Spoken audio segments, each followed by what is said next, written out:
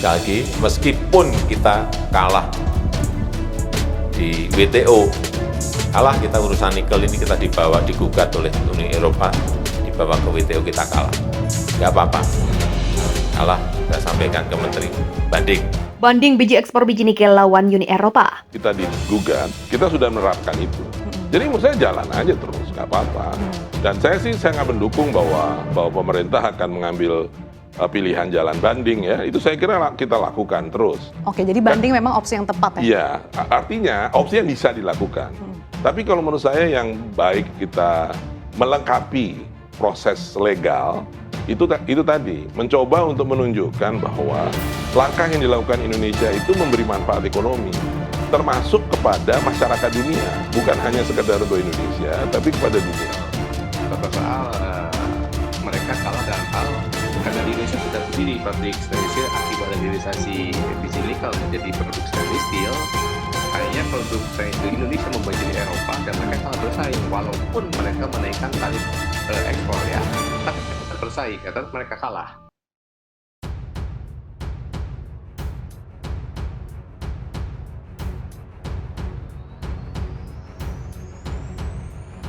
Organisasi Jaringan Aktivis Kemanusiaan Internasional terus berupaya membantu pemerintah RI dalam gugatan pelarangan ekspor biji nikel di World Trade Organization atau Organisasi Perdagangan Dunia setelah mengajukan diri sebagai pihak ketiga atau intervensi dalam panel banding perkara tersebut di Badan Banding WTO. Kini Jaki mengajukan diri sebagai konsultan atau penasihat WTO guna membela kepentingan RI.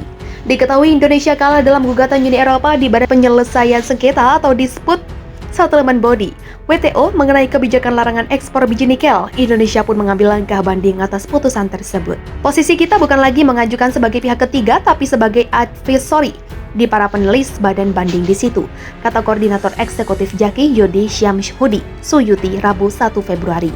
Pendapat konsultan atau penasihat ini, kata Yudi, menjadi salah satu bahan pertimbangan dalam pengambilan keputusan saat gugatan banding.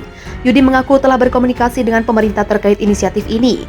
Kita sudah komunikasi dengan WTO juga. Ucapnya. Yudi pun menjelaskan alasan dibalik Jaki mendukung upaya pemerintah melarang ekspor biji nikel. Menurut dia, Jaki mendukung kebijakan hilirisasi nasional pemerintah yang dipimpin Presiden Joko Widodo. Dalam hal ini mendorong Indonesia menjadi negara maju yang mampu memproduksi sumber-sumber daya alam berbahan baku mentah menjadi produk jadi seperti EV, bateri, electric vehicles, dan berbagai produk jadi lainnya.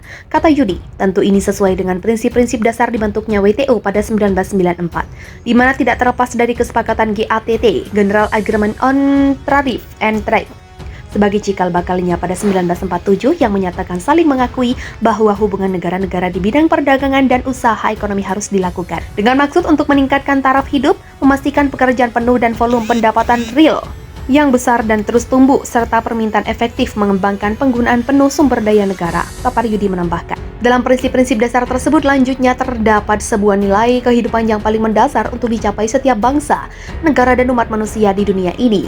Itu adalah dalam hal meningkatkan taraf hidup, kepastian penyediaan lapangan kerja penuh, volume pendapatan real yang besar dengan disertai pertumbuhan atas permintaan efektif dalam hal penggunaan penuh sumber daya negara, sehingga Indonesia mampu setara dengan bangsa-bangsa lain di dunia dan tidak ada lagi diskriminasi di dunia ini, di mana kesepakatan negosiasi lebih diutamakan dalam hal memang kalah ketika terjadi sengketa perdagangan internasional. Akan tetapi jika kemudian badan banding mengaktifkan kembali divisi banding dalam hal pembentukan panel banding, kami menekankan untuk para panelis untuk juga menggunakan pendekatan judicial aktivis dalam pengambilan keputusannya. Hal ini mendorong para panelis untuk menemukan hukum baru dengan berbagai latar belakang sengketa perdagangan ekspor nikel internasional sebagai bentuk kebijaksanaan para panelis, ujar Yudi sebelumnya. Presiden Joko Widodo mengatakan Indonesia memang sudah diputuskan kalah dalam gugatan tersebut di WTO pada 2022 lalu. Namun ini baru proses penyelesaian sengketa tahap pertama. Presiden menegaskan akan banding atas putusan itu. Karena ini ceritanya belum rampung, kalau kita berhenti ya ekosistem besar yang kita impikan ini tak akan muncul, kata Presiden. Dia menjelaskan larangan ekspor biji nikel yang diterapkan pemerintah sejak 2020 ditujukan untuk mendorong proses hilirisasi nikel yang dapat menciptakan produk turunan untuk produksi baterai kendaraan listrik. Pemerintah ingin membentuk ekosistem kendaraan listrik sehingga perlu produk turunan nikel sebagai bahan baku. Selain itu, hilirisasi barang tambang seperti nikel akan menciptakan banyak lapangan kerja dan peningkatan nilai ekspor. Ekosistem seperti chip, seperti komponen digital tadi, ekosistem besar karena sekali lagi nikel itu kita nomor reserve, cadangan nikel kita nomor 1. Timah nomor 2, bauksit nomor 6, tembaga nomor 7 dunia. Pusat semuanya, membangun ekosistem elektrik, vehicles, kendaraan listrik, baterai, itu kita hanya kurang lithium, kata Presiden Jokowi seperti dilansir dari Antara.